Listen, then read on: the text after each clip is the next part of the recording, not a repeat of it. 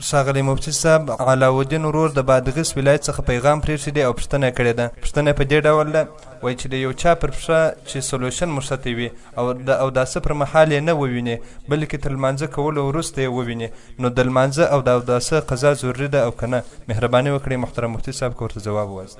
حامدا و مصلیا اما بعد. د محترم ورور د پوښتنې په جواب کې علمای کرام فرمایي چې په اوداسه کې چې د کومو اندامو پرېولل دا ضروري او فرض دی، نو که پر دغه اعضاو باندې یو شی مشتې وي لکه سلوشن، دا یو داسې شی دی چې هغه اوبه نسي رسېدلی یوه پوست ته، نو په دغه صورت کې اودس نه دی صحیح. وروسته که یې چیرې لمونځ کړی و نو لمونځ به هم راګرځوي او اودس به هم راګرځوي. رد المحتار جل اول صفحه 65، الفقه الاسلامي وادلته جل اول صفحه 310، فتاوی هندیه جل اول صفحه 15. والسلام علیکم ورحمة الله وبرکاته.